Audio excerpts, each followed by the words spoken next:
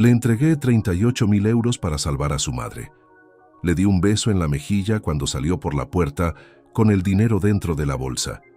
Y 4 minutos antes, inmóvil en el pasillo de mi propia casa, la había oído reír con otro hombre diciéndole que yo era tan ingenuo que había pagado sus vacaciones sin hacer una sola pregunta.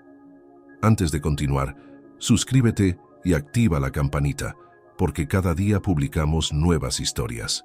Deja tu like y cuéntanos en los comentarios desde qué ciudad y país nos ves.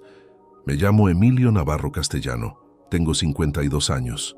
Durante 26 de ellos, trabajé como auditor fiscal en la Delegación Provincial de Hacienda de Valladolid, primero como técnico auxiliar, rellenando liquidaciones a mano en formularios de papel que llegaban en fardos desde Madrid, y más tarde, tras ganar una plaza de inspector en una oposición que me costó 3 años de estudio nocturno después de las 10 de la noche, como responsable de la unidad de control tributario de la delegación. Hace 2 años, dejé el cargo público para ejercer como consultor independiente, revisando las cuentas de empresas familiares con décadas de historia, detectando irregularidades que equipos enteros no supieron ver, y reconstruyendo historiales financieros que alguien creyó enterrados para siempre. He pasado toda mi vida adulta aprendiendo a leer lo que los números esconden detrás de lo que muestran, y sin embargo, no fui capaz de leer a la mujer que dormía a mi lado desde hacía 24 años. Llevo 24 años casado con Vanessa Ruiz Delgado. Ella tiene 48, 4 menos que yo. Nos conocimos en el invierno de 1999, en una cena de empresa a la que yo no quería ir y a la que fui únicamente porque mi compañero Aurelio Mesones insistió en que el frío de diciembre se llevaba mejor con vino tinto y compañía.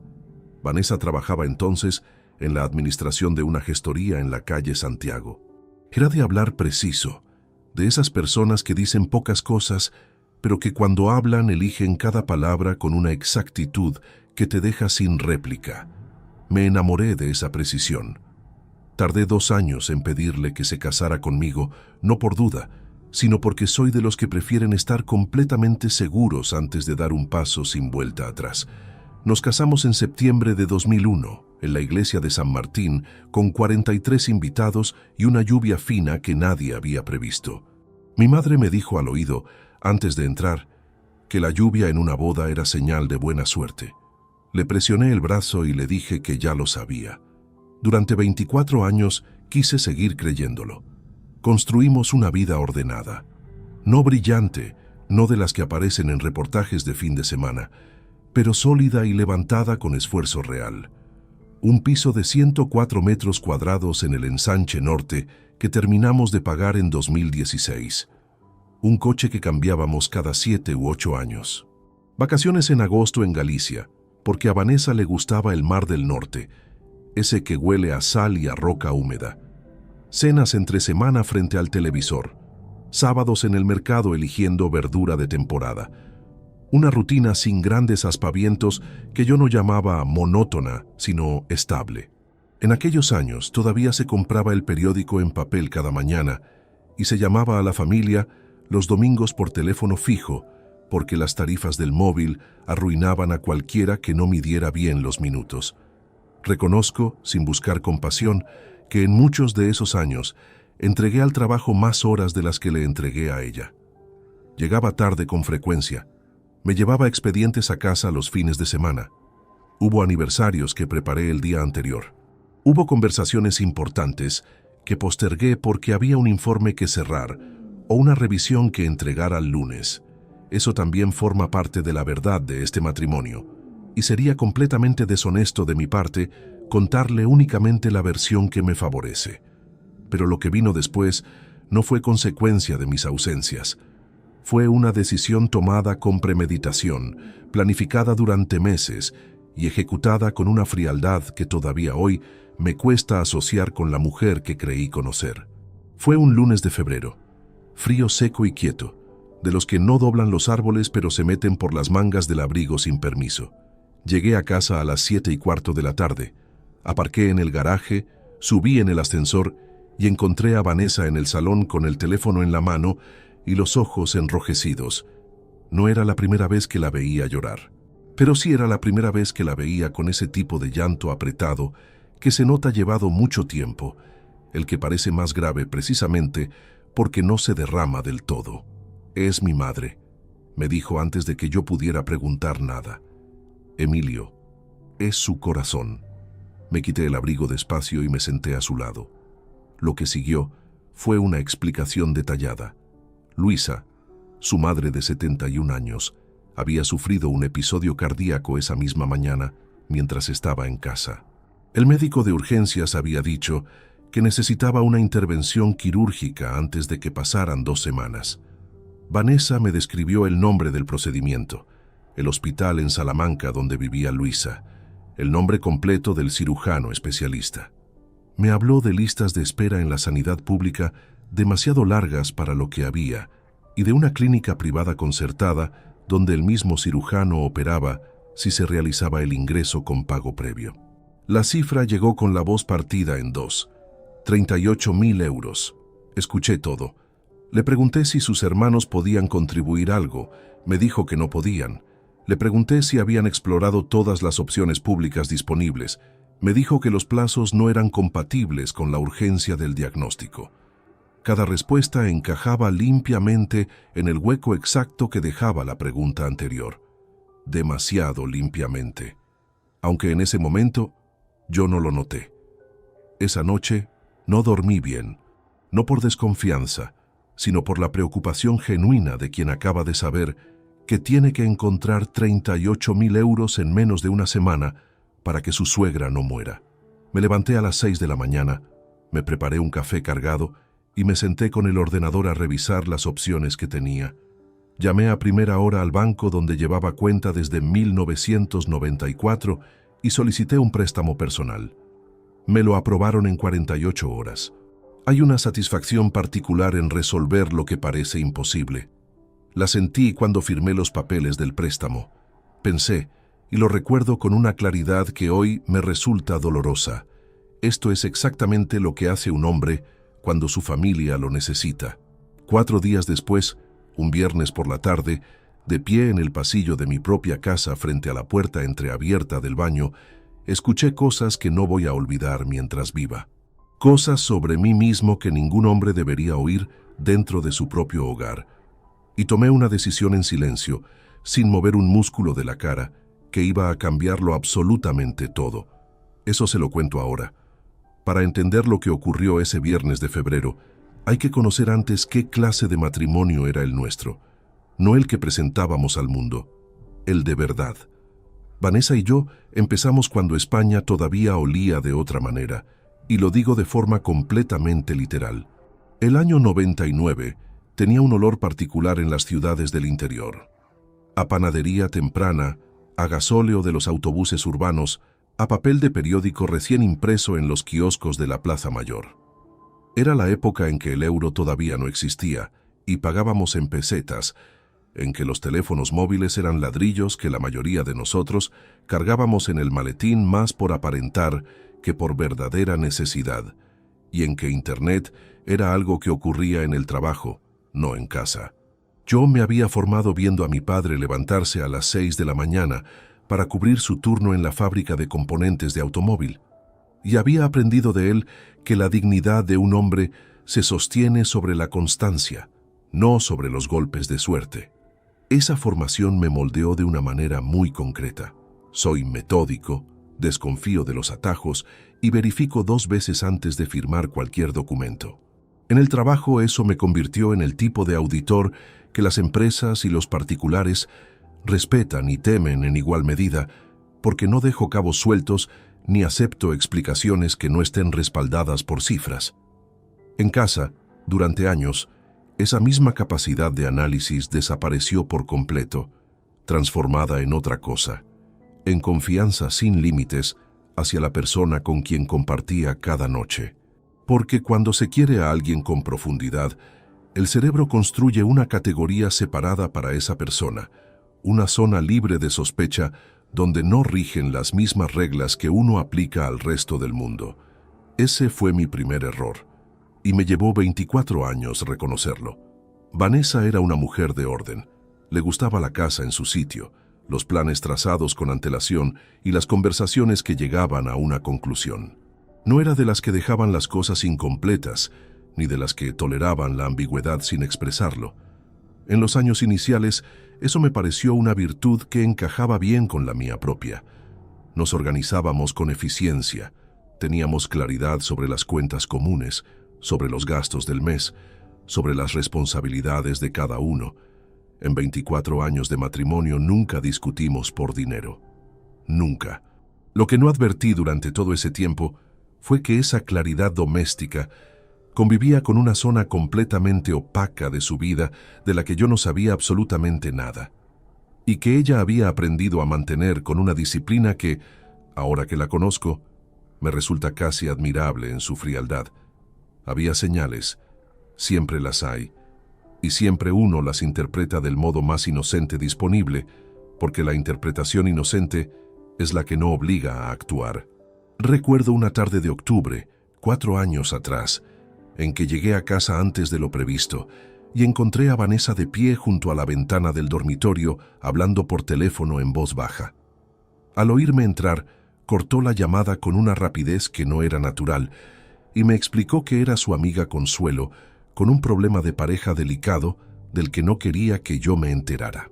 Lo acepté sin preguntar más, porque Consuelo era una persona real a quien yo conocía y no existía ningún motivo aparente para dudar, pero la manera en que Vanessa depositó el teléfono sobre la mesilla, con la pantalla hacia abajo, se instaló en algún rincón pequeño de mi memoria, sin que yo le prestara la menor atención. Durante los últimos 2 años de matrimonio, Vanessa había retomado el contacto con personas de su época universitaria a través de un grupo de mensajería que organizaba encuentros de antiguos compañeros de carrera. Salía una tarde al mes, a veces 2. Regresaba con buen humor, siempre con algún comentario sobre alguien que había envejecido mucho o que seguía idéntico a como era en la facultad.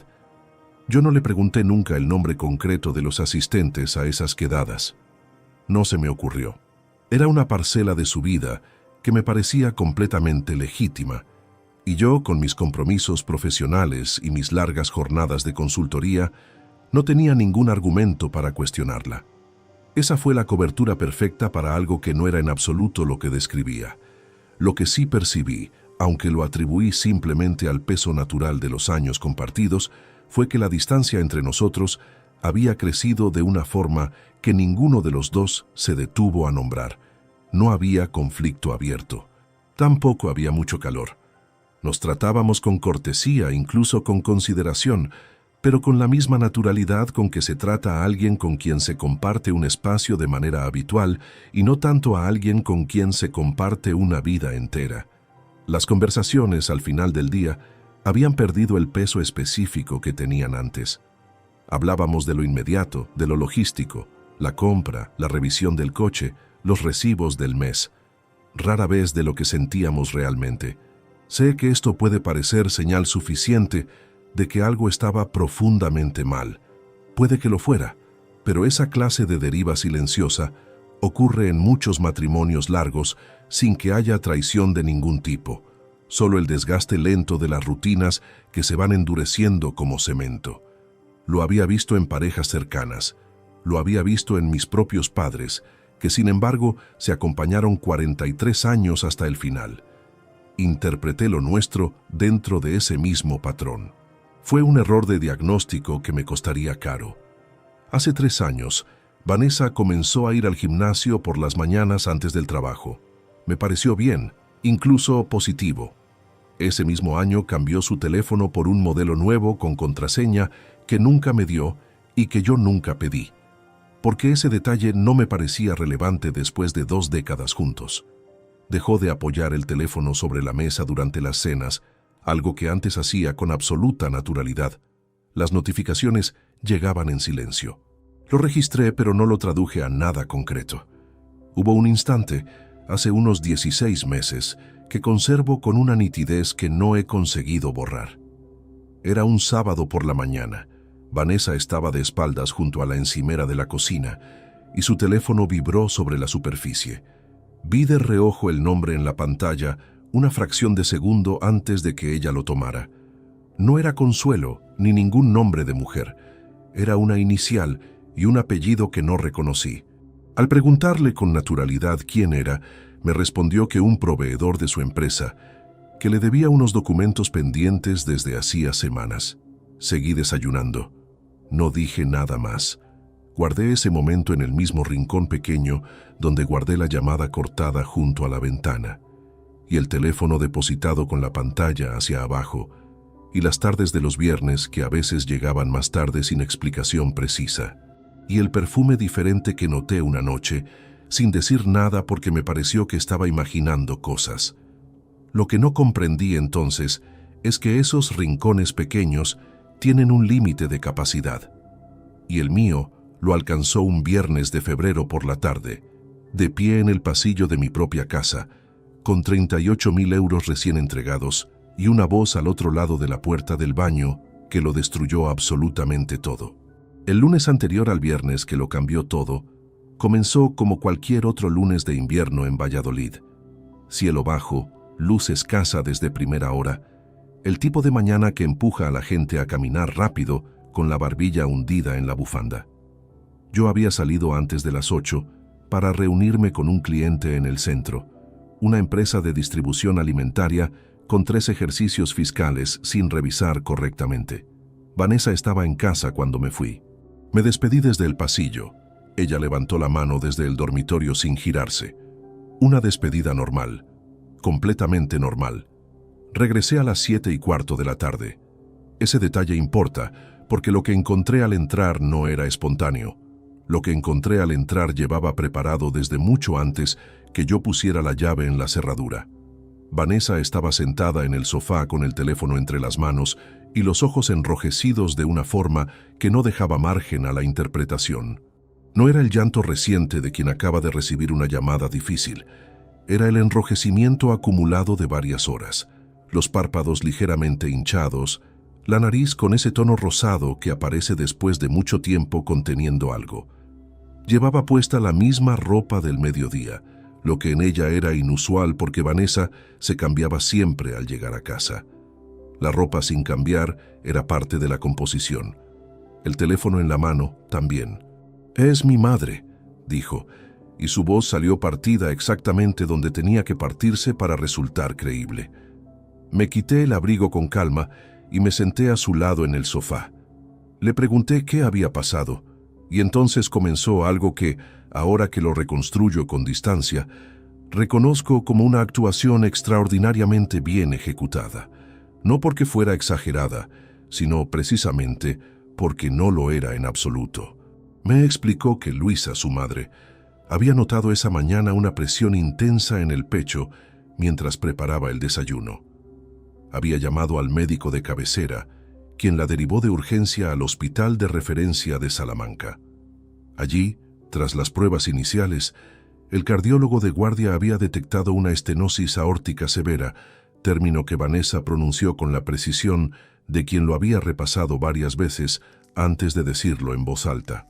Me explicó que la válvula no cerraba correctamente, que el corazón estaba trabajando con un esfuerzo anormal para compensar y que sin intervención quirúrgica, el pronóstico era grave en un plazo de semanas. Mientras hablaba, sacó su teléfono y me mostró un documento. Era un informe médico con membrete del hospital, el nombre de Luisa Delgado Prieto, fecha del día, diagnóstico escrito en terminología técnica y la firma del médico al pie. Lo leí con atención. Era coherente, estaba bien estructurado y tenía el aspecto visual de cualquier documento clínico que yo hubiera visto antes. No se me ocurrió en ese momento que alguien pudiera haber generado ese tipo de documento sin dificultad excesiva con los medios disponibles hoy en día. Lo leí y lo acepté como real. El doctor Herrera dice que si se hace en la pública, hay lista de espera de 4 a 6 meses, continuó Vanessa, con esa voz baja y controlada que resultaba más convincente que el llanto abierto. Pero él mismo opera en la clínica Montserrat de forma privada. Si entramos con un ingreso concertado, puede hacerlo en menos de 2 semanas. Le pregunté cuánto costaba. Ella tardó un momento antes de responder, como si le costara pronunciar la cifra. 38.000 euros. Entre el ingreso, la intervención, los materiales de la prótesis valvular y los días de recuperación en planta privada. Lo que hizo a continuación fue lo más calculado de toda la escena, aunque yo tardé días en comprenderlo. No me pidió el dinero directamente. Dejó la cifra en el aire y se quedó en silencio, con la vista fija en sus propias manos sobre el regazo. Era la postura de alguien que no se atreve a pedir, no la de alguien que espera una respuesta concreta. Esa diferencia es enorme. Quien pide directamente genera resistencia. Quien calla después de exponer el problema convierte al otro en el responsable de la solución. Vanessa sabía exactamente lo que estaba haciendo. ¿Tus hermanos pueden aportar algo?, pregunté. Bernardo lleva 2 años con la empresa al límite y Pilar tiene los 2 créditos del piso todavía sin terminar. No puedo pedirles esto ahora. Han explorado la sanidad pública con urgencia. Hay posibilidad de acortar los plazos si se alega riesgo vital inminente. El doctor Herrera ya lo explicó. La estenosis está en un grado que es grave, pero no está todavía en la fase de urgencia hospitalaria inmediata.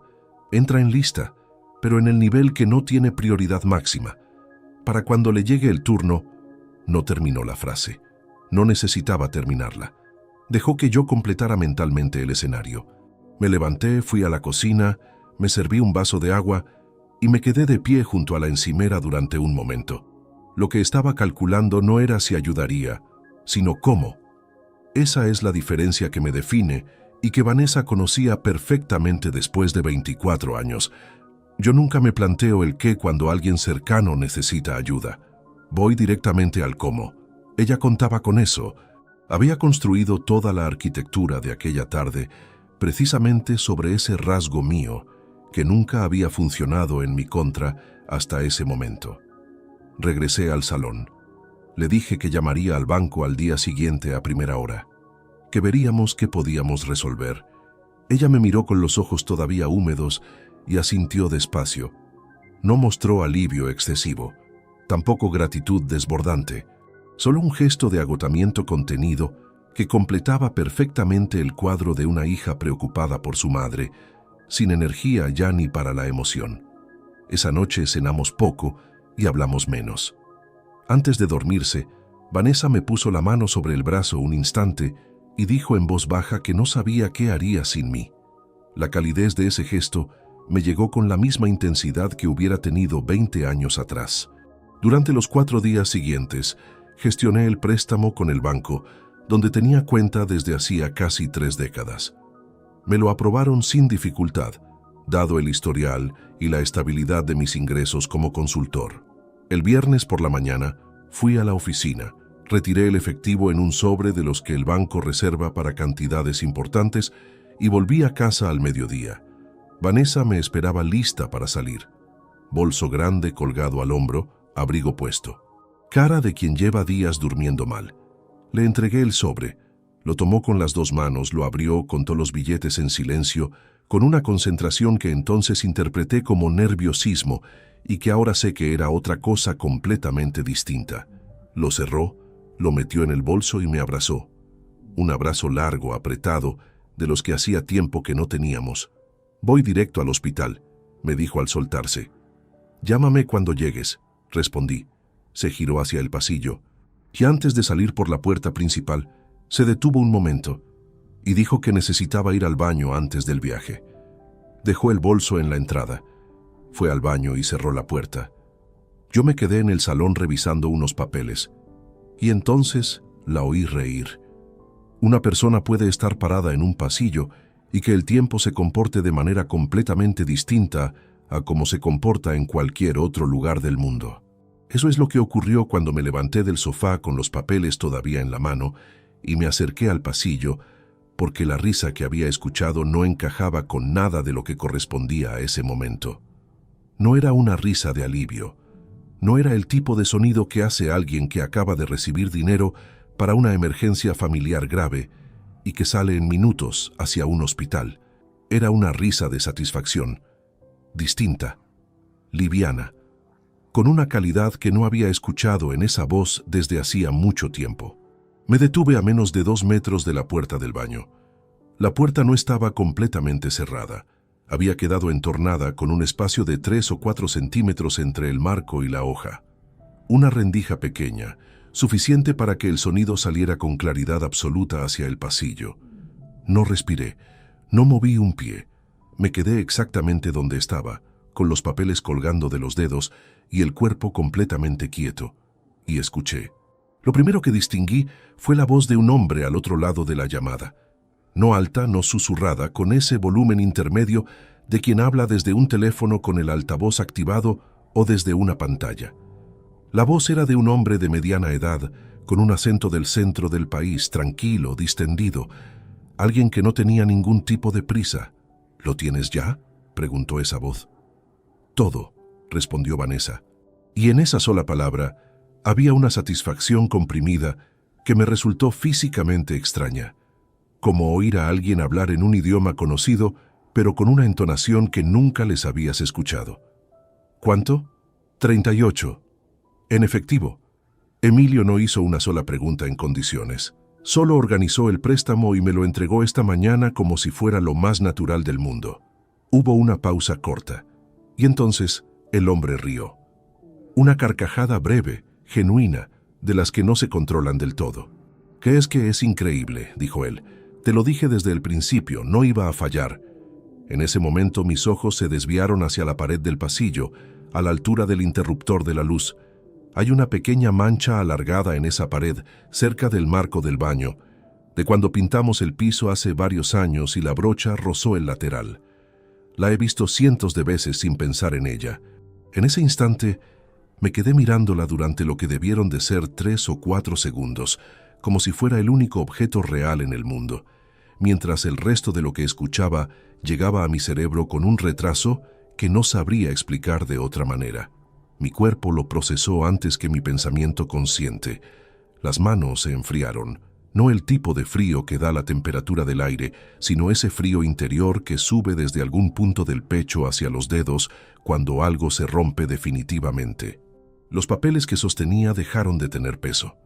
El sonido del tráfico en la calle, que había estado presente todo el rato como fondo neutro, se volvió de repente muy concreto, muy separado de todo lo demás, como si el volumen del mundo exterior hubiera subido mientras el interior bajaba a cero. Vanessa siguió hablando. El papel del médico lo encontré en un foro hace 2 meses, con el nombre y el membrete del hospital de Salamanca.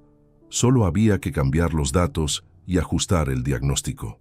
Busqué la terminología correcta, la fui repasando hasta que sonaba natural. Emilio es auditor, no médico. No iba a verificar un documento clínico. ¿Y si llama al hospital a preguntar por tu madre? Ella tardó un instante. No va a llamar. Nunca lo hace. Confía. Es su mayor defecto y el más útil. No recuerdo haber decidido dar un paso atrás. Mi cuerpo lo hizo solo. Un paso pequeño, sin ruido, alejándome de la puerta sin apartar los ojos de esa rendija de 3 centímetros. Dentro, Vanessa siguió hablando durante aproximadamente 1 minuto más, diciéndole al hombre que salía en breve, que el viaje estaba reservado, que el apartamento tenía vistas al mar y que lo habían pagado con suficiente margen para no tener que mirar los precios del menú en ningún sitio. Luego hubo el sonido de agua del grifo, breve, y el clic de algo apoyado sobre la repisa del lavabo. Cuando el silencio se instaló en el baño, yo ya estaba de vuelta en el salón, sentado en el mismo sitio donde había estado antes, con los papeles sobre las rodillas en exactamente la misma posición. No sé cómo llegué ahí. No recuerdo haber caminado. Mi cuerpo actuó con una autonomía que mi cabeza todavía no había autorizado. La puerta del baño se abrió. Vanessa salió al pasillo. Se detuvo frente al espejo del recibidor un momento para revisar el abrigo. Recogió el bolso de donde lo había dejado y apareció en el umbral del salón. Me miró. «Me voy», dijo con voz cansada y serena, la voz de siempre. Levanté la cabeza de los papeles y la miré. En ese segundo medí cada milímetro de mi expresión con una precisión que no sabía que poseía. Nada en mi cara reveló nada. Lo sé porque ella no cambió en absoluto. No detectó nada. Me miró como se mira a alguien que sigue haciendo lo mismo de antes y se giró hacia la puerta principal. «Avísame cuando llegues», dije. Mi propia voz me sonó lejana, pero estable. Claro, oí la puerta cerrarse, oí el ascensor llegar, abrirse y cerrarse. Oí el silencio completo del piso. Me quedé sentado sin moverme durante un tiempo que no podría precisar. Podría haber sido 4 minutos, podría haber sido 20. La luz de la tarde cambiaba en la ventana del salón y yo la miraba sin verla, con los papeles sobre las rodillas y el frío de las manos que no remitía. Lo que no hice en ese momento fue lo más difícil que he hecho en toda mi vida. No me levanté a llamarla. No tomé el teléfono para confrontarla, no grité, no golpeé nada. Me quedé quieto porque algo en mí, quizás lo mismo que había sobrevivido a décadas de trabajo técnico, donde la reacción impulsiva destruye lo que la paciencia construye, entendió en ese mismo instante que lo que acababa de ocurrir no era el final de nada. Era el principio de algo para lo que yo necesitaba estar completamente frío. Fue entonces cuando me levanté. Caminé al pasillo con paso normal, entré al baño y vi sobre la repisa del lavabo el tablet de Vanessa. Pantalla encendida. La aplicación de videollamada todavía abierta, con el contador de duración corriendo. La llamada seguía activa. Al otro lado, silencio. El hombre no había colgado. Lo tomé con cuidado. Observé la pantalla un momento. Vi el nombre de usuario registrado en la cuenta. Una inicial y un apellido. M. Ibáñez. Pulsé el botón para terminar la llamada con suavidad. Apagué la pantalla. Y guardé el tablet en el bolsillo interior de mi chaqueta, donde Vanessa no lo iba a encontrar en ningún sitio, porque ya no iba a volver a buscarlo aquí. Lo que iba a venir a continuación no iba a depender de la rabia. Iba a depender de algo bastante más peligroso para ella, mi método. Esa noche no encendí la televisión, no llamé a nadie, no fui al dormitorio. Me quedé en el despacho, en la silla donde trabajo cuando tengo un expediente complicado, con el tablet de Vanessa sobre el escritorio y el flexo como única fuente de luz en todo el piso. Afuera el frío de febrero pegaba contra los cristales con esa insistencia sorda que tiene el invierno cuando ya no avisa sino que simplemente ocupa. Dentro, el silencio era de otro tipo, el silencio de una casa que ha cambiado de naturaleza sin que nadie haya movido nada de sitio. Estuve mirando el tablet sin tocarlo durante un tiempo que no quiero calcular. Hay un momento en el trabajo de auditoría en que uno tiene delante de sí un conjunto de cifras que no cuadran y debe tomar una decisión sobre cómo proceder. La primera reacción instintiva es buscar el error propio, revisar si uno mismo cometió algún fallo en la lectura, en la clasificación, en el criterio aplicado. Solo cuando esa revisión descarta el error propio, es cuando uno acepta que el problema está en el origen de los datos. Esa noche pasé por ese mismo proceso, pero con 24 años de vida compartida como expediente. Me obligué a revisar si había interpretado mal lo que escuché, si había alguna explicación alternativa que encajara con lo que oí, si era posible, aunque fuera remotamente, que aquella conversación tuviera una lectura distinta. No la tenía. Las palabras habían sido demasiado precisas y demasiado claras para admitir otra lectura. 38. En efectivo, no hizo una sola pregunta en condiciones. Confía. Es su mayor defecto y el más útil. Ese último enunciado fue el que más tardé en dejar de escuchar dentro de la cabeza. A las 11:20 de la noche tomé el tablet. La pantalla se encendió y me pidió el código de desbloqueo. Vanessa usaba una secuencia de 4 dígitos que había visto introducir varias veces sin proponérmelo. De la misma forma en que uno termina conociendo sin querer los pequeños hábitos de quien comparte el mismo espacio durante décadas. La fecha del cumpleaños de su madre, 1-2-0-4. Lo introduje. La pantalla se desbloqueó sin resistencia. Lo primero que abrí fue el historial de llamadas recientes de la aplicación de videollamada. La conversación con M. Ibáñez aparecía como la última, con la duración registrada. 19 minutos y 43 segundos. Antes de esa, 3 llamadas más al mismo contacto en los últimos 12 días, con duraciones de entre 8 y 22 minutos. Antes, el mismo patrón repetido durante semanas. Marcos Ibáñez Herrera, 46 años, según el perfil visible en la aplicación. Una fotografía de perfil en la que aparecía de espaldas frente al mar, con la luz de un atardecer que no reconocí como ninguna costa cercana. Pasé al historial de mensajes. No los leí todos esa noche, no porque no quisiera, sino porque entendí desde el principio que leerlos desordenadamente y con ese estado de ánimo no me iba a servir para nada útil. Lo que hice fue desplazarme hasta el inicio de la conversación para identificar la fecha en que comenzó. El primer mensaje visible tenía fecha de hacía 11 meses. 11 meses de conversación documentada en ese dispositivo. Cerré la aplicación. Abrí la galería de fotos. Hay cosas que uno espera encontrar y cosas que lo sorprenden igualmente aunque las espere. Encontré ambas. Fotografías de Vanessa en lugares que yo no reconocía, con la ropa de los viernes en que supuestamente quedaba con sus antiguos compañeros de universidad. Restaurantes. Una terraza con vistas a un río que no era el Pisuerga. Un interior de hotel de los que tienen molduras en el techo y lámparas de araña pequeñas sobre la cama. En ninguna de esas imágenes aparecía él directamente, pero en dos de ellas, en el reflejo de un espejo de cuerpo entero, al fondo de lo que parecía la habitación de ese hotel, se distinguía la silueta borrosa de un hombre de pie junto a lo que podría ser una maleta abierta sobre una banqueta. Apagué la pantalla. Dejé el tablet sobre el escritorio. Y entonces hice algo que no tenía planeado. Salí del despacho, fui al baño, cerré el grifo del lavabo a medias para que el ruido del agua cubriera cualquier sonido y me quedé de pie frente al espejo con los brazos apoyados en la repisa y la cabeza inclinada hacia abajo. Y en esa posición, con el agua corriendo y la noche completa del otro lado de la ventana pequeña, noté que algo en el pecho cedía de una manera que no pude controlar. No fue un llanto de los que se ven venir. Fue algo más brusco, más físico, sin una preparación previa.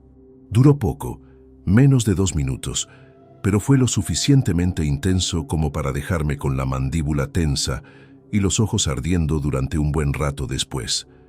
Me limpié la cara con agua fría. Cerré el grifo. Volví al despacho.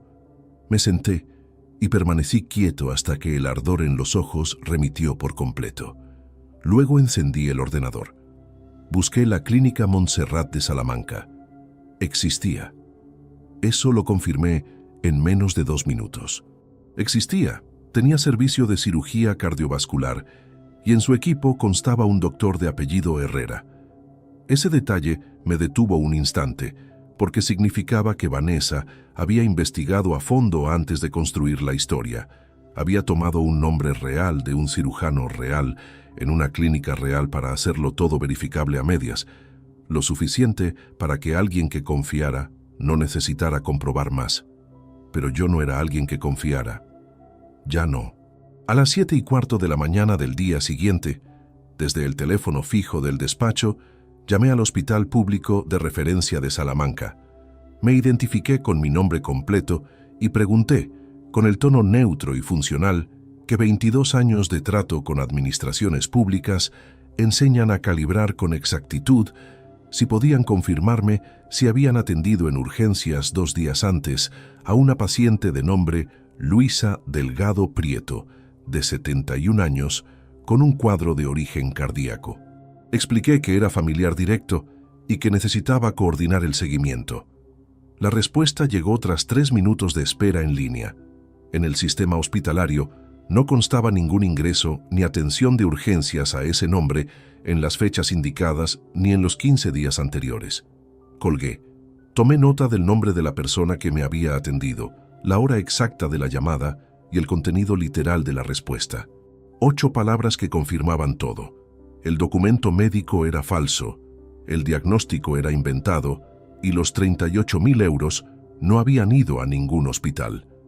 Había una última verificación que necesitaba antes de hablar con nadie.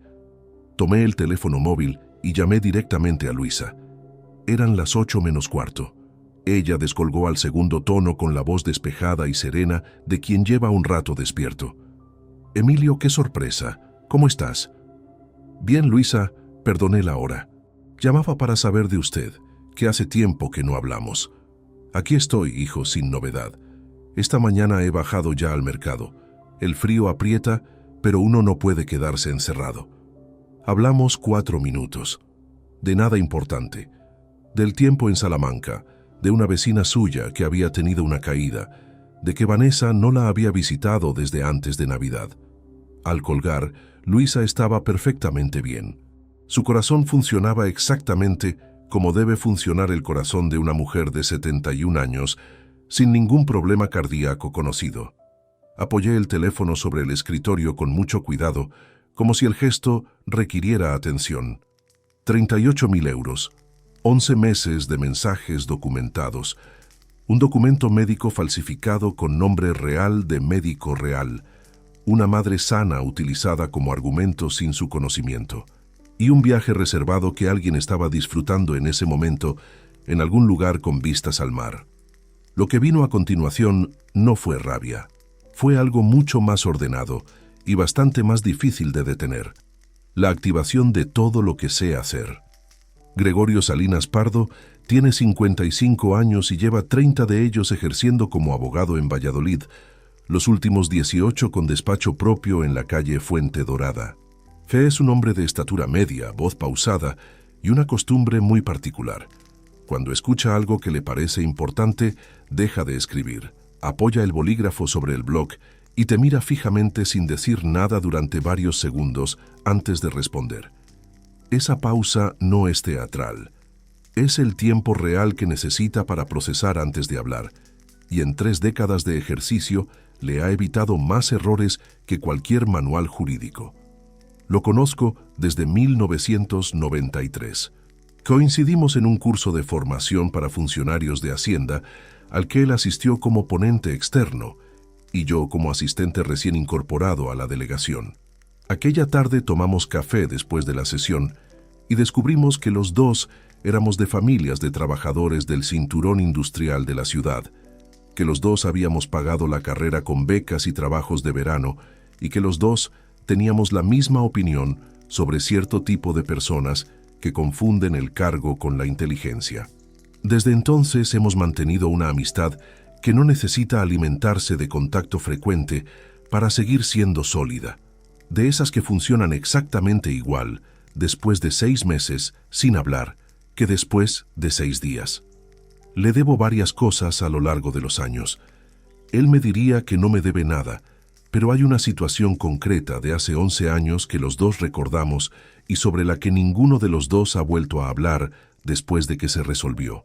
En aquel momento, necesitó que yo mirara hacia otro lado ante una irregularidad menor en las cuentas de un cliente común, algo que no tenía consecuencias para nadie, excepto para él si yo lo reportaba. Lo miré hacia otro lado, no porque fuera correcto, sino porque había circunstancias personales de peso detrás de esa decisión, y porque Gregorio es, en lo fundamental, un hombre honrado que atravesaba un periodo excepcionalmente difícil. Ese favor nunca lo cobré, hasta ese sábado por la mañana. Lo llamé a las 9:40 de la mañana del día siguiente a las verificaciones. Le dije que necesitaba verle ese mismo día, que era personal y que no podía esperar. No me pidió explicaciones. Me dijo que a las 12 estaba libre. Llegué a su despacho con el tablet de Vanessa, con las notas que había tomado durante la noche, con la anotación de la llamada al hospital y con una carpeta de documentos que había preparado esa mañana con la metodología que aplico en cualquier revisión contable. Cronología ordenada, hechos separados de interpretaciones, fuentes identificadas para cada dato. Cuando Gregorio vio la carpeta sobre su mesa antes de que yo dijera nada, levantó una ceja brevemente y luego adoptó su expresión de trabajo habitual. Le conté todo, sin interrupciones, sin saltos, de principio a fin. El llanto del lunes, el informe médico, el préstamo, la entrega del efectivo, lo que escuché desde el pasillo, el tablet, las llamadas, las fotografías, la verificación del hospital, la conversación con Luisa. Hablé durante 22 minutos. Gregorio no interrumpió una sola vez. Tomó notas en silencio, con ese bolígrafo que movía de forma continua mientras escuchaba. Cuando terminé, apoyó el bolígrafo sobre el bloc y me miró durante varios segundos sin decir nada. ¿Tienes acceso a los extractos de las cuentas comunes?, preguntó finalmente. Tengo acceso completo. Las cuentas comunes siempre las hemos gestionado los dos. Voy a necesitar los movimientos de los últimos 18 meses. Todo lo que puedas sacar. Transferencias, retiradas de efectivo, domiciliaciones que no reconozcas. Ya los tengo. Están en la carpeta, en el último apartado. Volvió a mirarme un momento.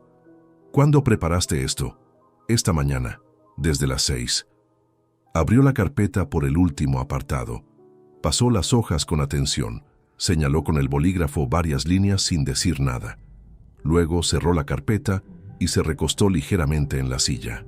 El documento médico falsificado es relevante penalmente, no solo en el ámbito civil del divorcio. Eso es una estafa documentada con premeditación. El efectivo entregado es rastreable como préstamo personal contraído exclusivamente durante el matrimonio, lo que lo convierte en deuda conyugal recuperable. Hizo una pausa.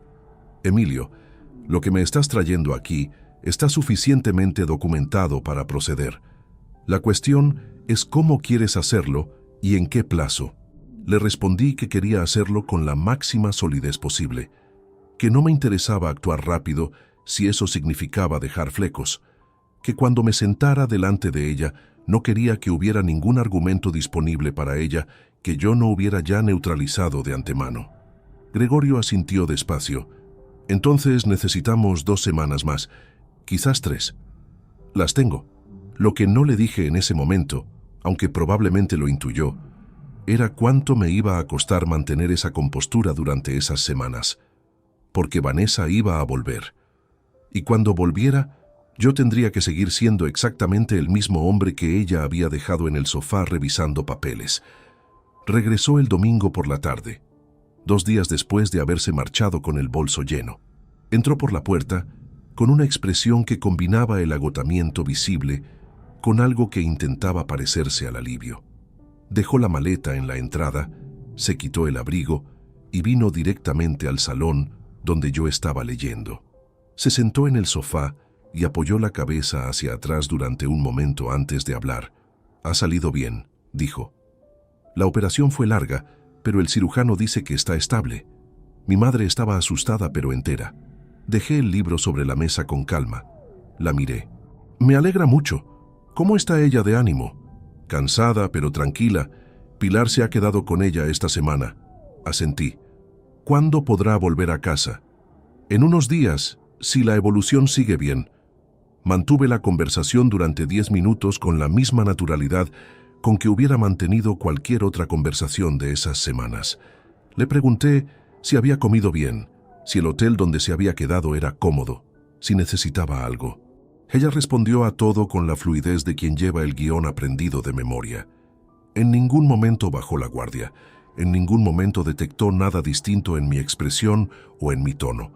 Y eso me lo confirmó algo que Gregorio me había dicho esa mañana antes de despedirnos, que la mejor ventaja que tenía en esa situación era que ella me conocía como el hombre que confía, y ese hombre era exactamente el que iba a seguir viendo hasta el momento que yo eligiera. Esa noche, cuando Vanessa ya dormía, fui al despacho y abrí el ordenador. Añadí a la carpeta de documentos la versión grabada de audio de la conversación en el pasillo, que había registrado sin haberlo planeado conscientemente. Mi teléfono estaba en el bolsillo de la camisa, con la grabadora de voz activa desde una llamada anterior que no había cerrado correctamente. 47 segundos de audio, donde se escuchaba con nitidez suficiente lo que necesitaba que se escuchara. A veces, la experiencia de décadas enseña a uno a documentar por instinto, aunque en ese momento no sepa exactamente para qué. Guardé el archivo, cerré el ordenador y antes de acostarme me quedé un momento en el pasillo frente a la puerta del baño, mirando esa rendija de 3 centímetros que 2 días antes había cambiado el rumbo de todo. La armadilla ya estaba construida. Solo faltaba elegir el momento de cerrarla. Durante los años en que trabajé en la delegación de Hacienda, aprendí que la mayor parte de las irregularidades financieras no se ocultan en los movimientos grandes. Los importes llamativos despiertan alarmas, generan preguntas, dejan rastros demasiado visibles.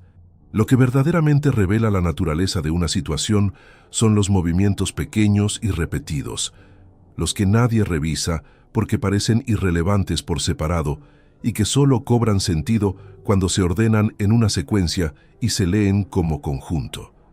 Esa es la diferencia entre mirar un extracto bancario y auditarlo. Esa semana audité los últimos 18 meses de todas las cuentas que compartíamos. Lo hice de madrugada, cuando Vanessa dormía y el piso estaba en silencio completo. Descargué los movimientos en hojas de cálculo, les asigné categorías, construí una línea de tiempo mes a mes y apliqué el mismo criterio que usaría con cualquier empresa familiar que me contrata para revisar su contabilidad. Separar los gastos habituales de los atípicos, identificar patrones de frecuencia, localizar las salidas que no tienen factura ni justificación visible asociada. Lo que encontré en las primeras 2 horas fue suficiente para confirmar que el préstamo de los 38.000 euros no era el inicio de nada, era el punto de llegada de algo que llevaba construyéndose desde mucho antes. En los últimos 14 meses, Vanessa había realizado 23 retiradas de efectivo en cajeros de distintas zonas de la ciudad, nunca 2 veces seguidas en el misma sucursal, ninguna superior a 300 euros. Sumadas, alcanzaban los 5.800 euros. Retiradas pequeñas, espaciadas con irregularidad suficiente para no formar ningún patrón visible a simple vista, pero que en una tabla ordenada cronológicamente mostraban una cadencia que no correspondía a ningún gasto doméstico identificable. En nuestra economía cotidiana no había ninguna partida que requiriera ese volumen de efectivo no registrado. Además de eso, encontré 4 transferencias a una cuenta cuyo titular no reconocí, realizadas en los meses de abril, junio, septiembre y noviembre del año anterior, por importes de entre 400 y 600 euros cada una. El concepto que figuraba en las 3 primeras era material formación y en la cuarta, aportación curso. Vanessa no estaba cursando ninguna formación ese año. Lo sabía con certeza porque habíamos hablado en verano de la posibilidad de que ella retomara estudios de gestión empresarial, y ella misma había descartado la idea diciendo que no tenía tiempo. Anoté el número de cuenta de destino y lo añadí a la carpeta de Gregorio. Al día siguiente, durante el almuerzo, Vanessa me preguntó si había revisado el extracto del mes porque creía haber visto un cargo duplicado de la comunidad de vecinos. Lo preguntó con naturalidad absoluta, sin rastro de tensión, sirviéndose agua mientras lo decía. Le respondí que lo miraría esa tarde. Me preguntó si me encontraba bien porque llevaba unos días callado.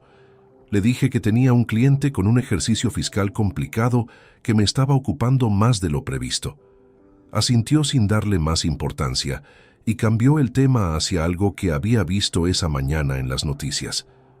Comí con apetito normal. Respondí con calma. Mantuve el mismo ritmo de respiración durante toda la conversación. Lo que ocurrió esa tarde fue lo más cerca que estuve de perder el control de la situación, no por una acción mía, sino por un descuido que no había previsto. Estaba en el despacho con la puerta semicerrada, revisando en el ordenador el perfil público de Marcos Ibáñez Herrera, que había localizado a través de un directorio profesional de empresas de intermediación comercial. Tenía la fotografía del perfil visible en pantalla cuando escuché los pasos de Vanessa acercarse por el pasillo en dirección al despacho. No tuve tiempo de cerrar la ventana completa. Minimicé la pantalla principal y giré ligeramente el monitor mientras ella abría la puerta y asomaba la cabeza. ¿Quieres café? Sí, gracias. Me miró un segundo con esa forma suya de observar sin que parezca que observa. Luego bajó la vista hacia el escritorio, donde tenía varias hojas con anotaciones y añadió: «Tienes cara de estar con algo muy complicado. Fraude en una empresa de transportes, 3 ejercicios sin cuadrar. Pues descansa un poco». Se fue hacia la cocina. Esperé 5 segundos antes de volver a abrir la pantalla. El perfil de Marcos Ibáñez seguía visible. 46 años, nacido en Salamanca, representante comercial independiente con actividad registrada en varias provincias del centro del país. Exactamente el tipo de persona que puede organizar una semana de viaje sin que nadie de su entorno profesional lo note ni pregunte. Esa noche llamé a mi hermana Rosario. Rosario Navarro Castellano tiene 57 años y vive en Zamora desde que se casó con Tomás Prieto Vega hace 29 años. Trabajó durante 2 décadas en la administración de un colegio concertado y conoce a media provincia de manera lateral, esa red de conocidos que se construye no por cargos, sino por años de trato cotidiano con familias, proveedores, funcionarios de barrio y vecinos de toda la vida. Siempre tuvo una opinión sobre Vanessa que nunca expresó del todo abiertamente, pero que yo percibí en ciertos silencios suyos a lo largo de los años. No era hostilidad, era una reserva específica, el tipo de distancia que mantiene a alguien que no termina de fiarse, pero que respeta que tú hayas tomado tus propias decisiones. Le conté lo esencial por teléfono, sin entrar en todos los detalles, lo suficiente para que entendiera la gravedad y lo que necesitaba de ella. Le pedí que a través de sus contactos en Zamora y Salamanca verificara de manera discreta si Luisa Delgado había tenido algún tipo de problema de salud en las últimas semanas, si había habido alguna visita al médico o al hospital que pudiera haberse comentado en su entorno cercano. No quería dejar ninguna posibilidad sin cerrar, aunque ya tuviera la confirmación directa de la propia Luisa. Rosario escuchó todo sin interrumpirme. Cuando terminé, guardó silencio durante unos segundos y luego dijo con una voz tranquila y sin dramatismo: «Emilio, yo de esa mujer nunca me fié del todo. Nunca te lo dije porque no era mi lugar. Pero ahora que me lo preguntas, voy a ayudarte en todo lo que pueda». 3 días después me llamó.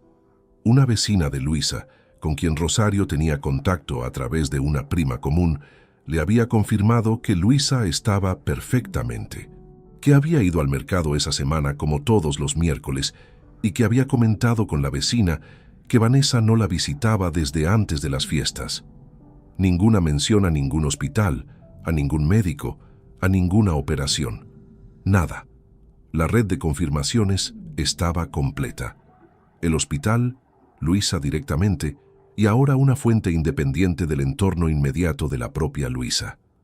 3 líneas que apuntaban exactamente al mismo lugar. Gregorio tenía ya en su poder los extractos bancarios, la cronología documentada, las capturas del historial de llamadas del tablet, las fotografías de la galería y el audio de los 47 segundos. Esa semana añadí a la carpeta los datos del perfil profesional de Marcos Ibáñez, las transferencias a la cuenta no identificada y un informe de 2 páginas que redacté con el mismo formato que usaría para documentar un fraude fiscal ante la administración.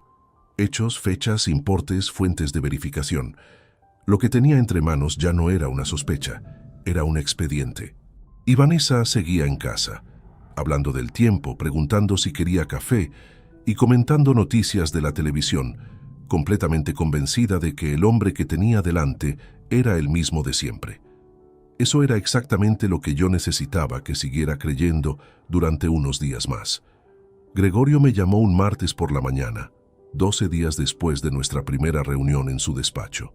Me dijo que tenía novedades sobre la cuenta de destino de las 4 transferencias que yo había identificado en los extractos. Su contacto en el sector bancario, un antiguo compañero de carrera con quien mantenía relación profesional discreta, había podido confirmar de manera informal que la titularidad de esa cuenta correspondía a una empresa de servicios turísticos con domicilio fiscal en Salamanca. Una agencia de viajes pequeña, de las que operan principalmente por reservas directas y no tienen presencia comercial significativa en ningún escaparate físico. 400 euros en abril, 520 en junio, 480 en septiembre, 610 en noviembre. Total, 2.010 euros pagados a lo largo de 8 meses a una agencia de viajes bajo el concepto inventado de cursos de formación que nunca existieron. Esa misma tarde, desde el tablet de Vanessa, entré en el historial completo de la aplicación de mensajería donde se guardaban las conversaciones con Marcos Ibáñez. Esta vez no me limité a comprobar fechas y frecuencias. Lo leí todo, con el orden y la sistematización que requiere cualquier revisión documental seria, anotando en una hoja aparte las referencias concretas a lugares, fechas y cifras que aparecían mencionadas en el intercambio. Lo que encontré superaba con claridad lo que ya sabía. El viaje financiado con los 38.000 euros era el cuarto en 11 meses, no el primero. Los 3 anteriores habían sido de menor duración y coste: un fin de semana en San Sebastián en marzo, 3 días en Lisboa en junio y 4 días en una localidad costera de Alicante en septiembre. Todos habían coincidido exactamente con las tardes en que Vanessa regresaba con comentarios sobre las quedadas de sus antiguos compañeros de universidad. El viaje de febrero era el más largo y el más caro porque, según lo que pude reconstruir a través de los mensajes, lo habían planificado como una especie de culminación de todo lo anterior. Una semana completa, apartamento frente al mar, presupuesto sin restricción porque contaban con el dinero del préstamo para cubrirlo todo. En uno de los mensajes de enero, Marcos le preguntaba a Vanessa si estaba segura de que el plan iba a funcionar. Ella respondió con una frase que copié literalmente en mis notas: «Llevo 2 meses trabajando los detalles. El documento es sólido, el argumento es infalible y Emilio no tiene ningún motivo para dudar de mí. Nunca lo ha tenido». Leí esa frase 3 veces seguidas. Luego cerré el tablet y lo dejé sobre el escritorio. Hay algo perturbador en descubrir que alguien que conoces bien tiene una capacidad de planificación fría que nunca te mostró. No porque esa capacidad sea en sí misma un defecto, sino porque implica que durante años conviviste con una persona que eligió conscientemente no aplicarla en beneficio de lo que construían juntos, reservándola para otra cosa. Lo más desconcertante no era la traición en sí, era la evidencia de que esa traición había requerido meses de trabajo metódico y sostenido. El mismo tipo de trabajo que yo aplicaba profesionalmente y que ella, según todo lo que veía, dominaba con una competencia que jamás sospechó. Esa noche, Vanessa preparó la cena. Hizo un guiso de lentejas con chorizo, el mismo que cocinaba desde los primeros años del matrimonio, con ese punto exacto de pimentón ahumado que tardó 3 intentos en conseguir cuando éramos recién casados y que desde entonces salía siempre igual. Me lo puso delante con un gesto cotidiano y completamente natural. Se sentó frente a mí y comenzó a hablar de una conversación que había tenido con una compañera de trabajo sobre algo intrascendente.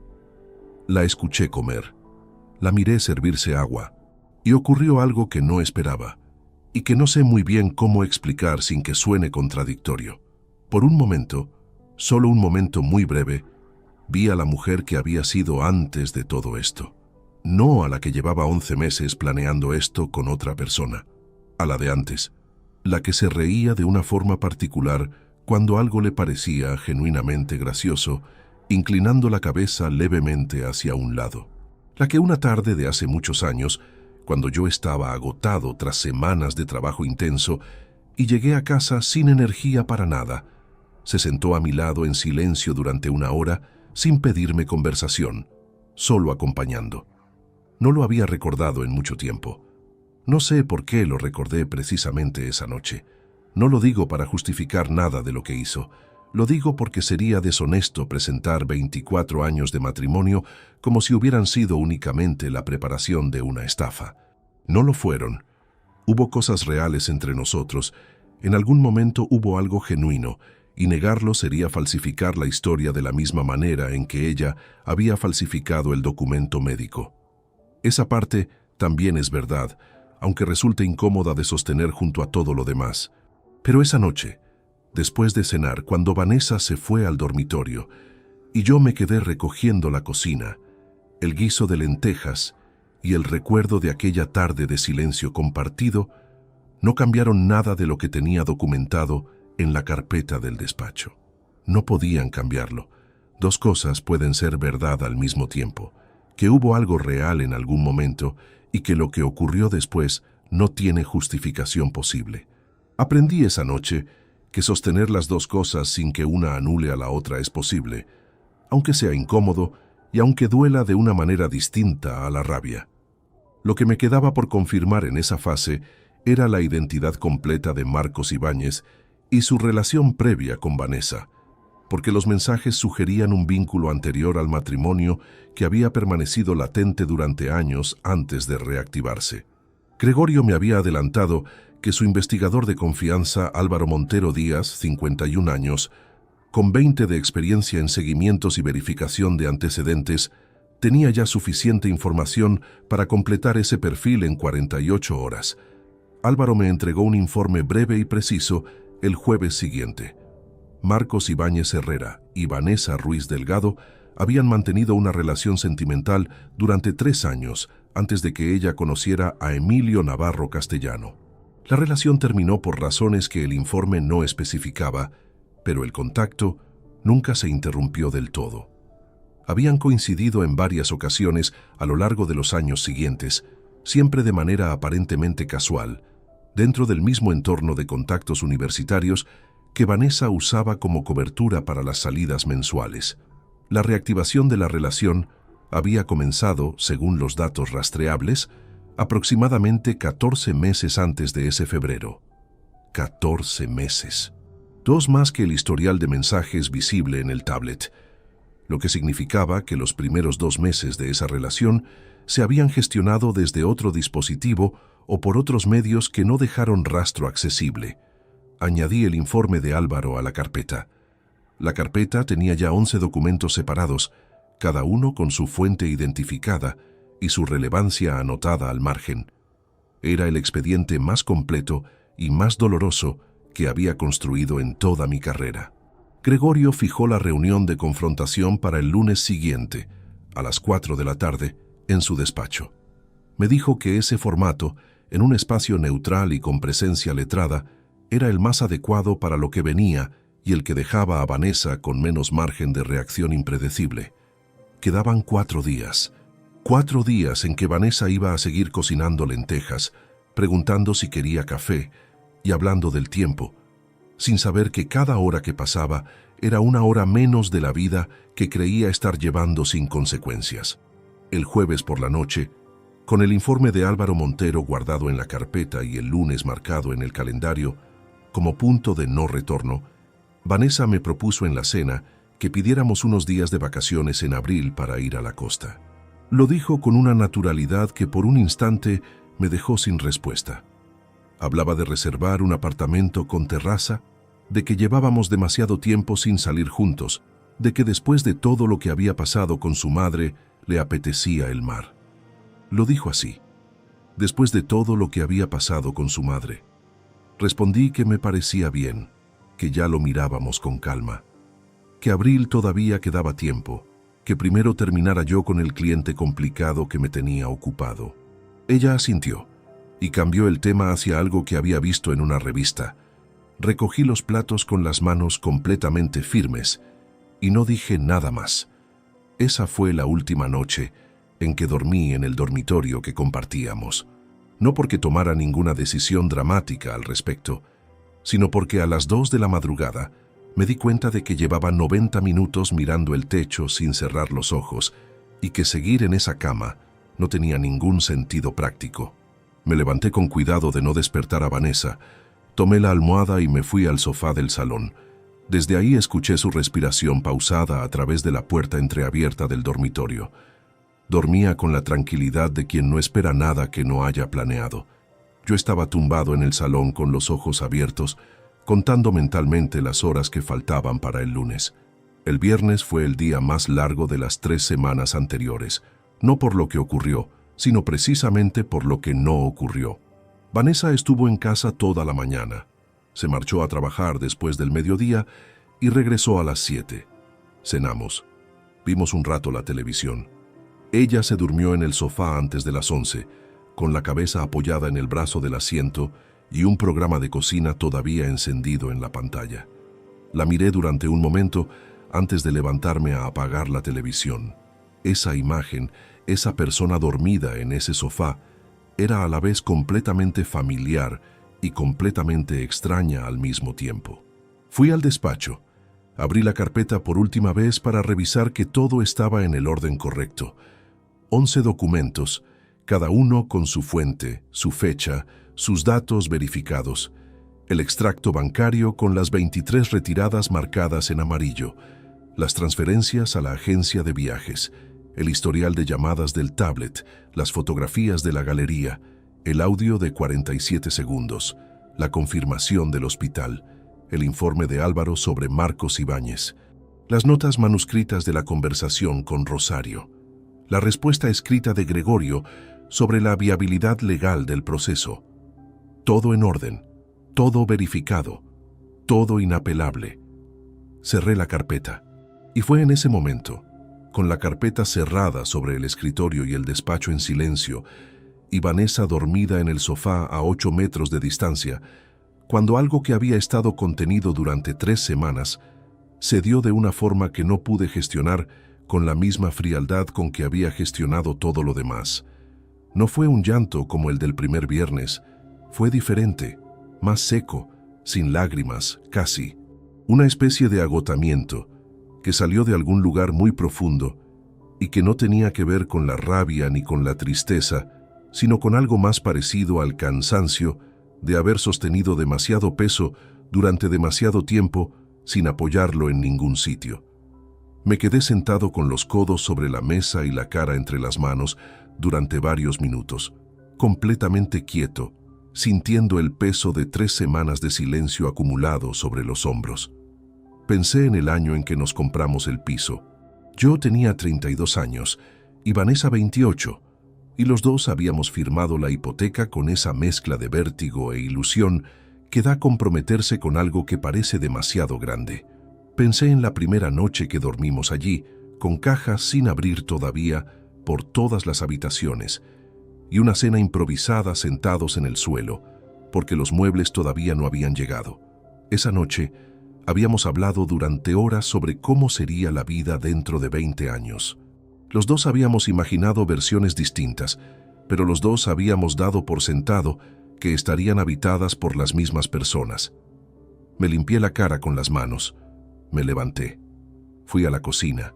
Bebí agua directamente del grifo y me quedé apoyado en la encimera mirando la oscuridad del patio interior por la ventana pequeña hasta que el pecho volvió a tener una presión normal. Lo que me devolvió al presente no fue ningún pensamiento estratégico. Fue algo mucho más simple, la certeza de que el lunes existía y de que lo que yo hiciera o no hiciera en los 2 días que faltaban no iba a cambiar nada de lo que ya estaba documentado. El expediente estaba construido. Gregorio tenía todo. El proceso estaba en marcha. Lo único que dependía todavía de mí era no cometer ningún error en esas últimas horas que le diera a Vanessa algún motivo para sospechar y ponerse en guardia antes del momento elegido. El sábado por la mañana llamé a Gregorio para la última revisión antes del lunes. Hablamos 40 minutos. Me confirmó que había verificado con un notario la validez del préstamo bancario como deuda conyugal contraída durante el matrimonio y que el mecanismo de recuperación era sólido en el marco del proceso de divorcio. Me explicó cómo iba a estructurar la presentación de pruebas el lunes, en qué orden, con qué argumentación. Me dijo que citaría a Vanessa bajo el pretexto de que era una reunión sobre documentación administrativa relacionada con una propiedad, sin especificar más, que ese tipo de convocatoria genérica no generaba alarma y garantizaba que llegara al despacho sin preparación previa de ningún tipo. ¿Estás preparado para lo que va a ocurrir cuando lo vea todo?, me preguntó Gregorio antes de colgar. No era una pregunta sobre mi estado emocional, era una pregunta profesional sobre si estaba en condiciones de mantener la compostura durante el tiempo que iba a durar la reunión. Le dije que sí, y lo creía. El domingo transcurrió con una lentitud que no había experimentado en muchos años. Vanessa estuvo de buen humor todo el día. Fue al mercado por la mañana, preparó un almuerzo elaborado, llamó a una amiga por teléfono durante media hora y por la tarde estuvo leyendo en el sillón con una expresión completamente relajada de quien no tiene nada pendiente que le pese. En un momento de la tarde levantó la vista del libro y me miró con una sonrisa pequeña y espontánea, de las que no se preparan, y dijo que le apetecía un té. Se lo hice, se lo llevé, le sonreí de vuelta. Esa sonrisa mía fue la última mentira que le conté. Y fue también la última cosa que hice en ese matrimonio que se pareciera remotamente a un gesto amable. El lunes amaneció con un frío limpio y un cielo completamente despejado, de ese azul quieto que aparece en Valladolid en los días de invierno sin viento.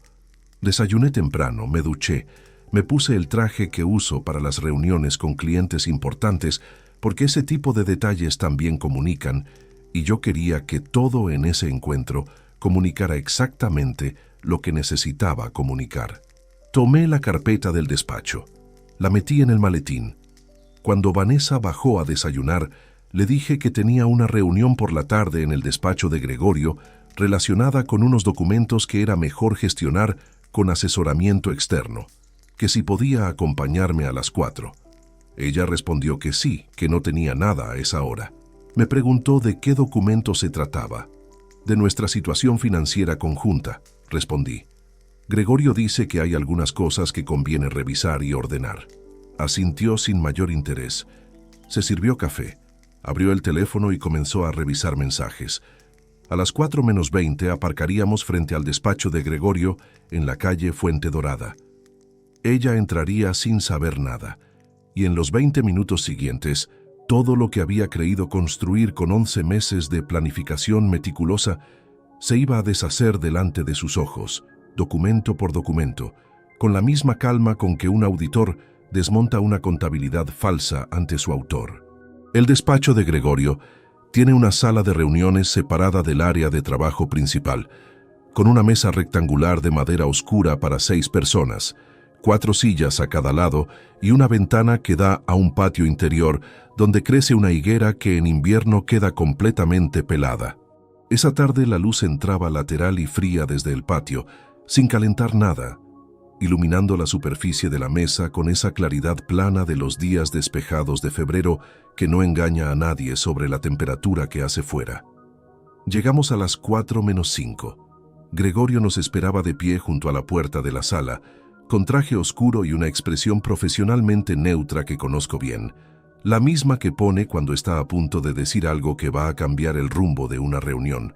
Saludó a Vanessa con cortesía normal, le ofreció asiento, le preguntó si quería agua.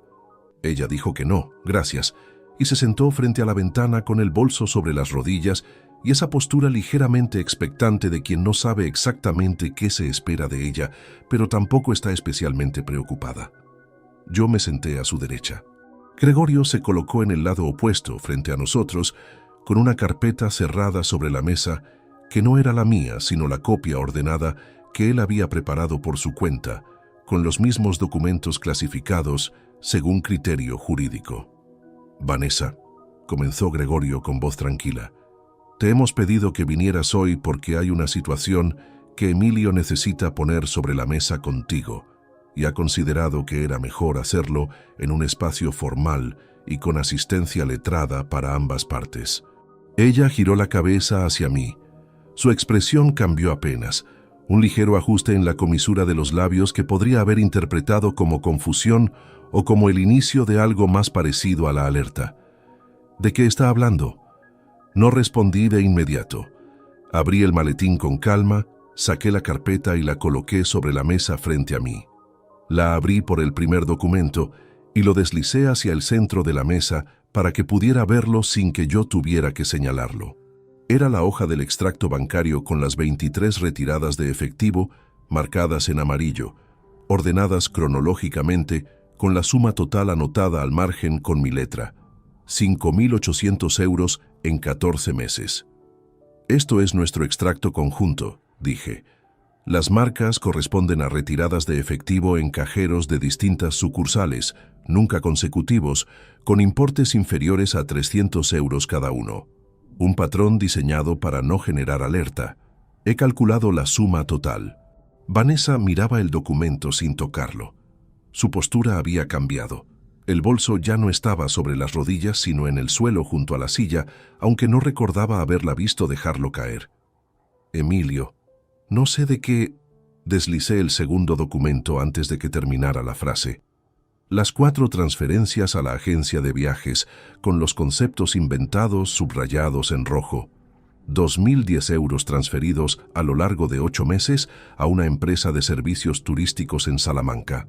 El concepto declarado en todas ellas hace referencia a formación que no existe en ningún registro. Silencio. Saqué el tercer documento. El informe de Álvaro Montero sobre Marcos Ibáñez Herrera, con los datos de identificación, la historia de la relación anterior al matrimonio y la fecha de reactivación del contacto 14 meses atrás. Lo coloqué junto a los anteriores sin decir nada. Dejé que lo leyera. Fue al leer ese documento cuando Vanessa despegó los ojos de la mesa y me miró directamente por primera vez desde que nos habíamos sentado.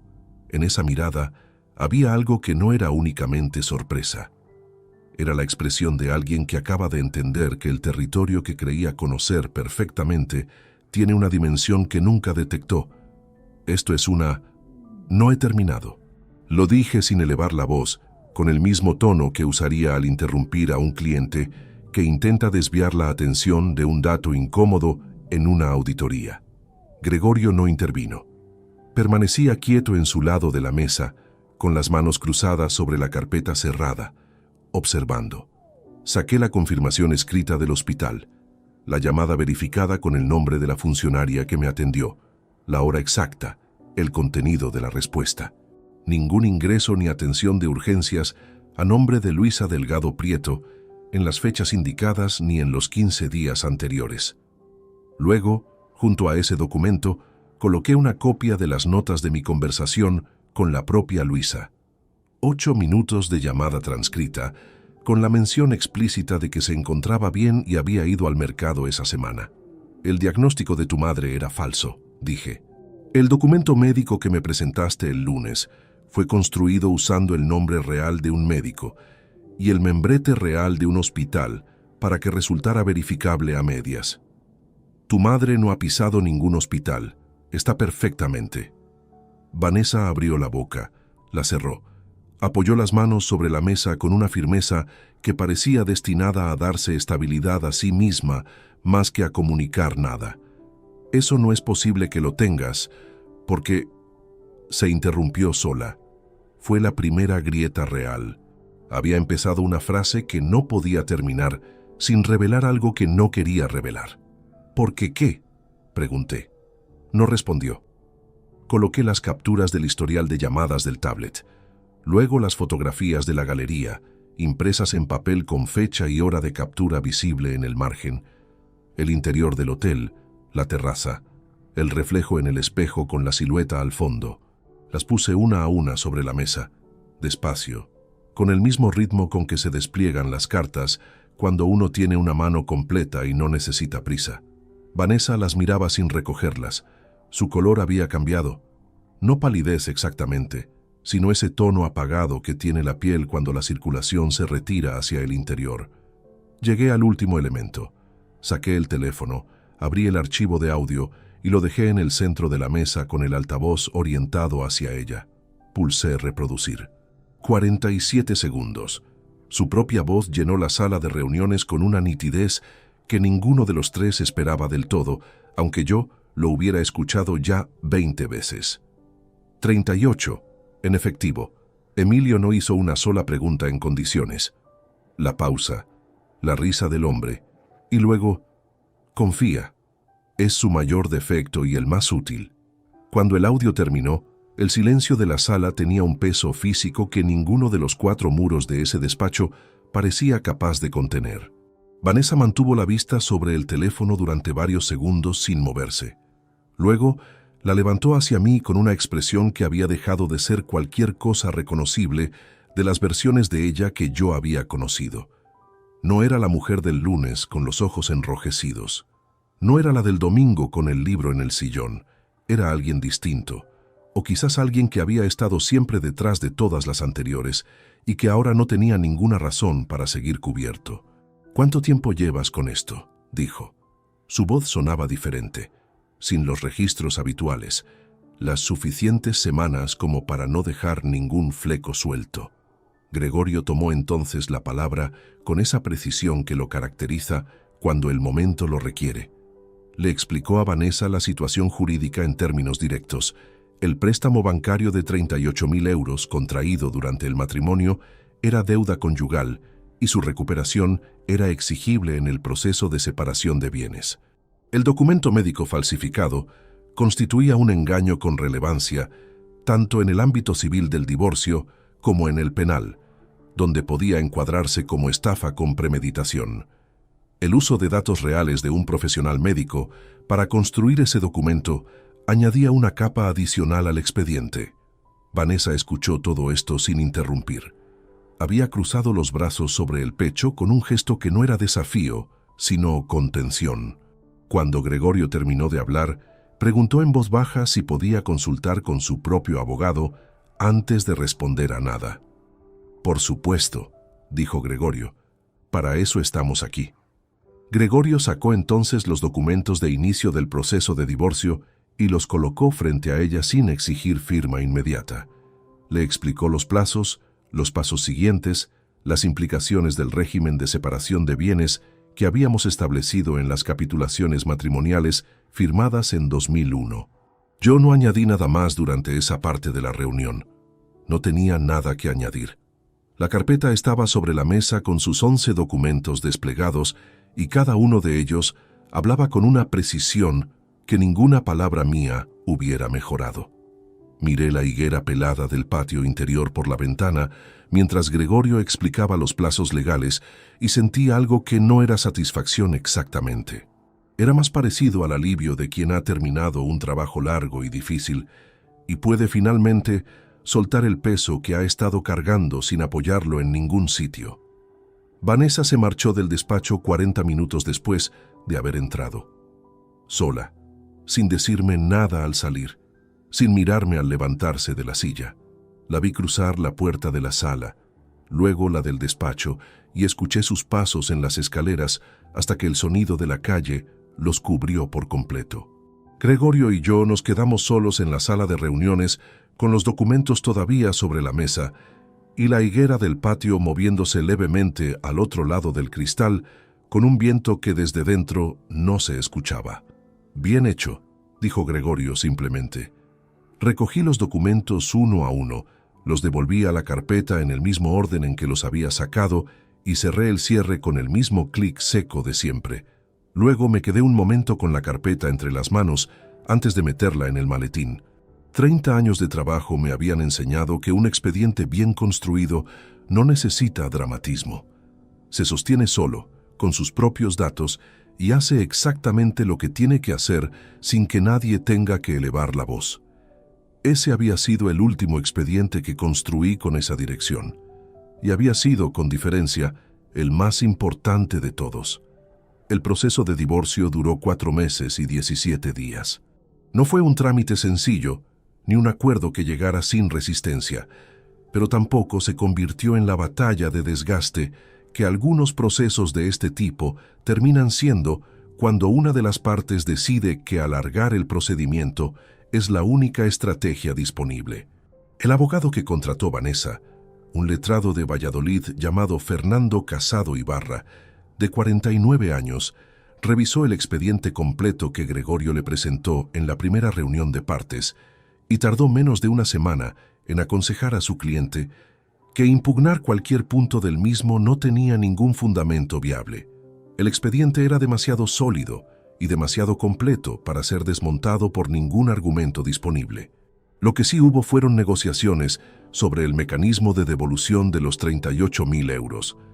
Vanessa no disponía de esa cantidad en ese momento, lo cual era perfectamente previsible, dado que los fondos habían sido gastados a lo largo de meses anteriores.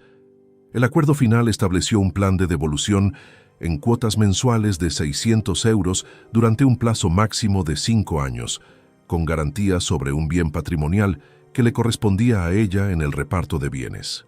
No era la solución más inmediata, pero era jurídicamente ejecutable y no dependía de ninguna buena voluntad por su parte para funcionar. El piso fue el elemento más complejo de resolver. Lo habíamos terminado de pagar 8 años atrás y representaba el activo principal del matrimonio. La tasación lo situó en 162.000 euros. El reparto por mitades establecía 81.000 para cada parte, descontada ya la deuda de los 38.000 que Vanessa debía reintegrar sobre su porción. En la práctica, su parte neta quedó reducida a 43.000 euros, suficiente para un punto de partida, pero muy distinto de lo que habría obtenido sin ese pasivo encima. Yo no ejercí la opción de quedarme con la propiedad completa comprándole su parte, aunque podría haberlo hecho. No tenía ningún interés en seguir habitando ese espacio. Hay viviendas que acumulan demasiadas capas de lo vivido para poder ser habitadas con normalidad después de que algo fundamental dentro de ellas cambia de naturaleza. Aquella era una de esas. La pusimos en venta, se cerró en 6 semanas y con mi parte busqué un apartamento en el barrio de Las Delicias, al otro lado de la ciudad, en un 4º piso, con ventanas orientadas al este y sin ningún objeto que yo no hubiera elegido conscientemente para estar allí. Me mudé un sábado de junio con 3 cajas de libros, la ropa y el escritorio del despacho. Nada más. Subí las cajas en 2 viajes. Coloqué el escritorio junto a la ventana. Puse la cafetera sobre la encimera y me senté en el suelo con la espalda apoyada contra la pared, porque todavía no había llegado ninguna silla. Desde ahí se veían los tejados del barrio y un trozo de cielo que esa tarde tenía el color particular del verano temprano, ese azul que todavía no es el denso de agosto, sino algo más provisional y liviano. No voy a decir que me sentí libre en ese momento.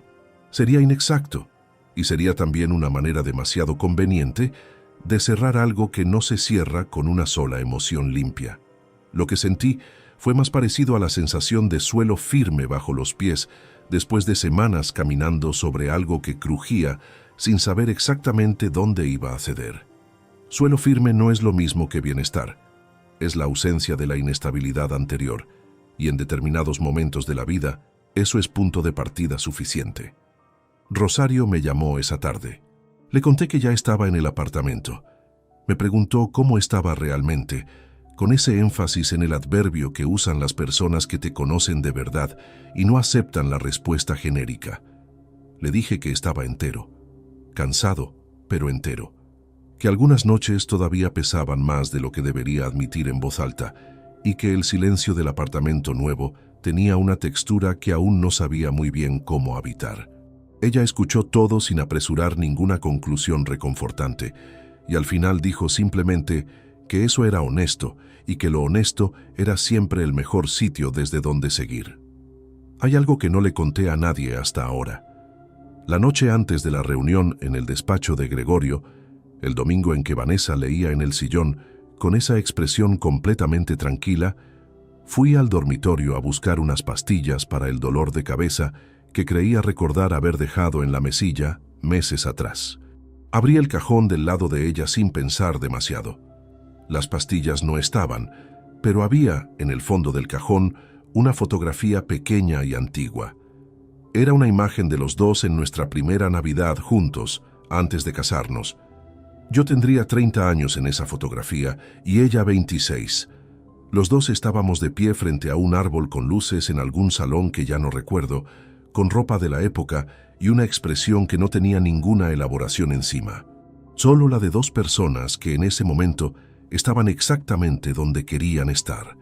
No sé por qué la guardaba, no sé desde cuándo llevaba en ese cajón ni qué significaba su presencia allí, si es que significaba algo concreto. La dejé donde estaba, cerré el cajón con cuidado y no lo volví a abrir. Pienso en esa fotografía de vez en cuando, no con dolor, sino con una perplejidad serena, ante el hecho de que una vida compartida durante tanto tiempo es demasiado compleja para caber dentro de ninguna versión simple, ni siquiera dentro de esta que acabo de contar.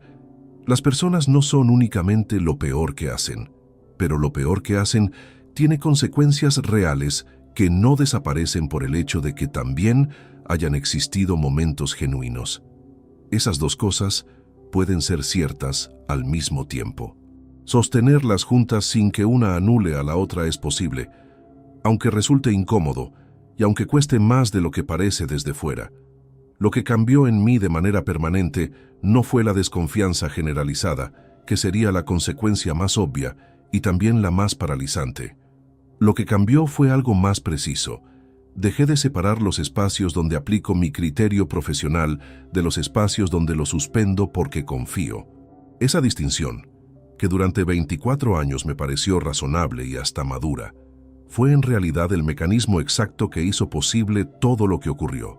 La confianza sin ningún tipo de verificación no es una virtud, es una forma de abdicación del propio juicio que deposita en el otro una responsabilidad que el otro puede no estar en condiciones ni en disposición de asumir. Eso es lo que le diría a cualquier persona que reconozca en este relato algo parecido a su propia situación, que no abandone su criterio en ningún espacio de la vida, por íntimo que sea. El criterio no es lo opuesto al afecto, es lo que impide que el afecto se convierta en una vulnerabilidad sin bordes. La primera cuota de la devolución llegó puntual, las siguientes también. Mi madre me dijo aquella mañana de septiembre de 2001, con la lluvia fina cayendo sobre los escalones de la iglesia de San Martín antes de entrar, que la lluvia en una boda era señal de buena suerte. Durante 24 años quise seguir creyéndolo. Ahora sé que la suerte no tiene nada que ver con la lluvia. Tiene que ver con lo que uno decide hacer cuando el suelo cede bajo los pies. Si espera paralizado a que algo externo lo sostenga, o si aplica lo que lleva toda una vida aprendiendo para encontrar él solo dónde pisar con firmeza. Yo elegí lo segundo, y resultó ser lo único que necesitaba. Si esta historia te ha gustado, apóyanos con un like, suscríbete al canal y déjanos tus opiniones en los comentarios. Para escuchar la siguiente historia, haz clic en la caja que aparece a la izquierda. Gracias por acompañarnos.